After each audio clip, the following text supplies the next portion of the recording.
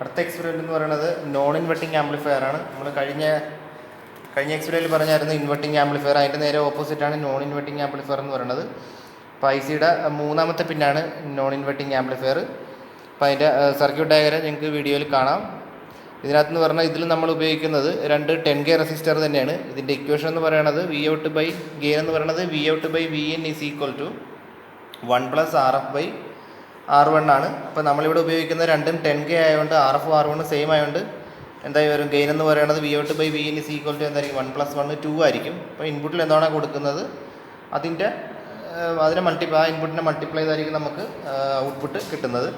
അപ്പോൾ അതിൻ്റെ connection diagram എന്ന് പറയുന്നത് ആദ്യം അതിൻ്റെ സപ്ലൈ കൊടുക്കുക. +12 വോൾട്ട് എന്ന് പറയുന്നത് 7ാമത്തെ പിന്നിലേക്കും -12 വോൾട്ട് എന്ന് പറയുന്നത് 4ാമത്തെ പിന്നിലേക്കും, അതേപോലെ ഗ്രൗണ്ട് എന്ന് പറയുന്നത് കോമൺ ഗ്രൗണ്ടായിട്ട് കണക്ട് ചെയ്യുക. ഇനി റെസിസ്റ്റർ കണക്ട് ചെയ്യേണ്ടതെന്ന് പറഞ്ഞാൽ നിങ്ങൾക്ക് സർക്യൂട്ടിൽ കാണാം.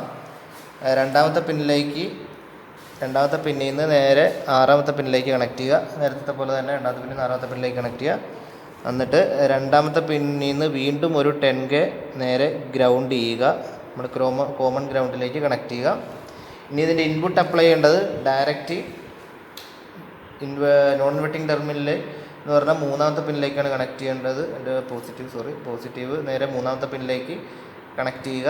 അതിൻ്റെ ഗ്രൗണ്ട് കോമൺ ഗ്രൗണ്ടിലേക്ക് കണക്ട് ചെയ്യുക. പിന്നെ ഔട്ട്പുട്ട് കാണുന്നതിന് വേണ്ടി നമ്മൾ ഓസിലോസ്കോപ്പിൻ്റെ അതിൻ്റെ പോസിറ്റീവ് ടെർമിനൽ 6ാമത്തെ പിന്നിലേക്ക് കണക്ട് ചെയ്യുക. ഗ്രൗണ്ട് കോമൺ ഗ്രൗണ്ട് കണക്ട് ചെയ്യുക. ഇതാണ് നോൺ ഇൻവെർട്ടിംഗ് ആംപ്ലിഫയറിൻ്റെ ഔട്ട്പുട്ട്. അപ്പോൾ ഇൻപുട്ട് കൂടി കണക്ട് ചെയ്യാതെ ഇതിൻ്റെ വ്യത്യാസം മനസ്സിലാകും. ഇവിടെ ഫേസ് ഷിഫ്റ്റ് ഉണ്ടാകത്തില്ല. ഇൻപുട്ടിൽ കൊടുക്കുന്ന അതേ ഫേസിൽ തന്നെ ആയിരിക്കും ഔട്ട്പുട്ടും കിട്ടുന്നത്. അപ്പോൾ ഇത് അതിൻ്റെ 3ാമത്തെ പിന്നിൽ ഇൻപുട്ട് കൊടുത്തിട്ട് കണക്ട് ചെയ്യുക.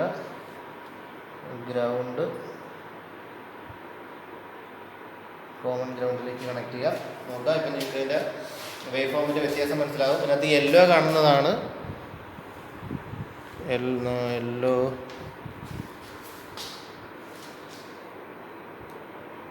യെല്ലോയാണ് ഔട്ട്പുട്ട്. ഇവിടെ യെല്ലോ കളറാണ് ഔട്ട്പുട്ട്. അതുപോലെ വയലറ്റ് കളർ എന്ന് പറയുന്നത് ഇൻപുട്ടാണ്. നോക്കുക, അതിന് ഫേസ് ഷിഫ്റ്റ് ഇല്ല. കാര്യം ഇൻപുട്ടിൻ്റെ അതേ ഫേസിൽ തന്നെയാണ് ഔട്ട്പുട്ടും. യെല്ലോയും വയലറ്റും ഒരേ ആംഗിളിൽ തന്നെയാണ്. നോ ഫേസ് ഷിഫ്റ്റാണ്, 0 ഫേസ് ഷിഫ്റ്റാണ്. അതേപോലെ തന്നെ അതിൻ്റെ ഗെയിൻ നോക്കുക, വയലറ്റിനേക്കാൾ 2 മടങ്ങ് കൂടുതലാണ്. മീൻസ് മൾട്ടിപ്ലൈ ചെയ്താണ് അതിൻ്റെ ഔട്ട്പുട്ട് വരുന്നത്. കാര്യം ഗെയിൻ എന്ന് പറഞ്ഞാൽ 2 ആയിരിക്കും. 1 + 1 2 വരും. അപ്പോൾ അത് മൾട്ടിപ്ലൈ ചെയ്താണ് അതിൻ്റെ ഔട്ട്പുട്ട്. അതാണ് ആംപ്ലിറ്റ്യൂഡ് വയലറ്റിനും യെല്ലോയ്ക്കും ചെറിയ വ്യത്യാസം വരുന്നത്. അപ്പോൾ നിങ്ങൾ വാല്യൂ മാറുന്നതനുസരിച്ച് നമുക്ക് അതിൻ്റെ ഗെയിൻ മാറ്റാൻ പറ്റും. ഇതാണ് നോൺ ഇൻവെർട്ടിംഗ് ആംപ്ലിഫയറിൻ്റെ വേവ് ഫോമും അതിൻ്റെ ആ എക്സ്പെരിമെൻ്റ് എന്ന് പറയുന്നത് ഇതാണ്. അപ്പോൾ നിങ്ങൾ വരച്ചെടുക്കണം, നേരത്തെ പറഞ്ഞ പോലെ ഇൻപുട്ട് വേവ് ഫോം വരയ്ക്കുക. അതിൻ്റെ താഴെ ആ ഫേസിൽ തന്നെ അതിൻ്റെ ഔട്ട്പുട്ടും വരയ്ക്കുക.